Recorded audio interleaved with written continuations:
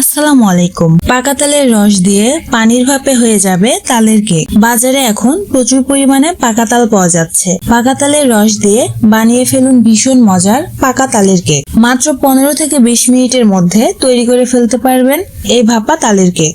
আমার আজকের রেসিপিটি যদি ভালো লাগে তাহলে একটা লাইক দিবেন, আর রেসিপিটি কেমন লেগেছে অবশ্যই কমেন্ট করে জানাবেন। তাহলে চলে যাই মূল রেসিপিতে।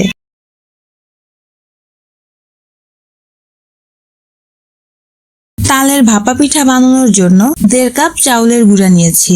ভেজা অথবা শুকনো যে কোনো গুঁড়াই নেওয়া যাবে। পিঠাটা যেন নরম হয় এর জন্য 1/3 কাপ ময়দা দেব। দিচ্ছি 1/3 কাপ নারকেল কুচি, আর দিয়েছি 1/2 কাপ চিনি। মিষ্টি বেশি খেলে চিনির পরিমাণ বাড়িয়ে দিতে হবে। এখন দিচ্ছি 1 কাপ তালের রস,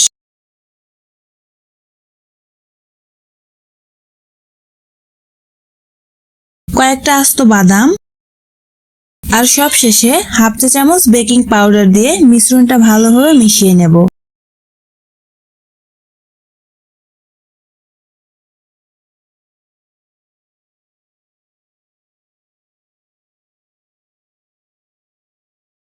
মেশানো হয়ে গেছে। এই পর্যায়ে পরিমাণ মতো লবণ দিয়ে দিচ্ছি। আপনারা সবগুলো উপকরণ অ্যাড করার সময় লবণটা মিশিয়ে নেবেন।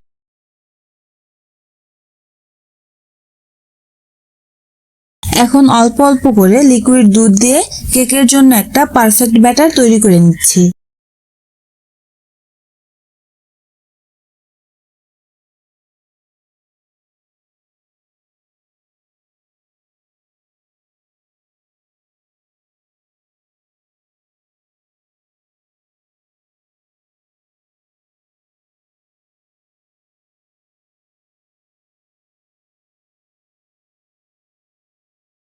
এখন কয়েকটা আইসক্রিমের কাপে অল্প অল্প করে ব্যাটার দিয়ে দিচ্ছি।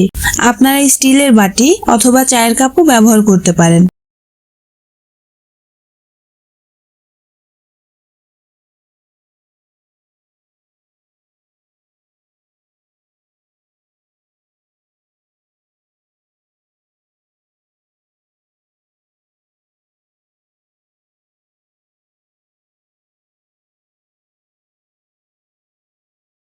এখন ওপর দিয়ে একটু কুচি করা বাদাম দিয়ে দিচ্ছি দেখা সৌন্দর্যের জন্য।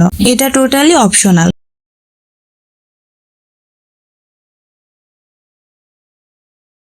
এদিকে আমি আগেই পানি গরম করে নিয়েছি আর ঢাকনার ছিদ্রগুলো আটকে নিয়েছি। এখন এই কাপগুলো ছাঁকনির ওপর দিয়ে দেব।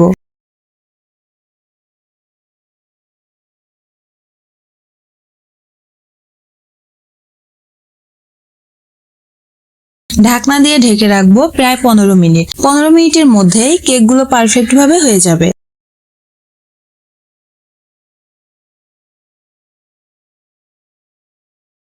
15 মিনিট পর চেক করে নিচ্ছি কেকগুলো পুরোপুরি হয়েছে কিনা। সবগুলো কেক হয়ে গেছে। এখন চুলা থেকে নামিয়ে একটু ঠান্ডা করে নেব। একদম গরম অবস্থাতেই মোল্ড আউট করতে যাবেন না, তাহলে কেকগুলো মোল্ড আউট করার সময় ভেঙে যেতে পারে।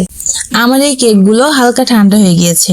এখন কেকগুলো মোল্ড আউট করে নিলেই একদম রেডি। দেখতেই পাচ্ছেন প্রত্যেকটা কেক দেখতে ভীষণ সুন্দর লাগছে।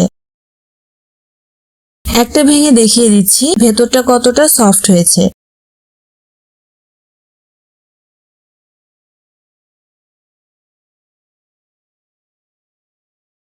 আপনারাও বাসায় একবার বানিয়ে দেখুন। এই কেকটা খেতে ভীষণ মজার হয়ে থাকে। আমার আজকের রেসিপিটি কেমন লেগেছে অবশ্যই কমেন্ট করে জানাবেন। রেসিপিটি যদি ভালো লাগে তাহলে একটা লাইক দিবেন আর চ্যানেলটা সাবস্ক্রাইব করে দিবেন। দেখা হচ্ছে নতুন কোনো রেসিপি নিয়ে। আল্লাহ হাফেজ। আসসালামু আলাইকুম।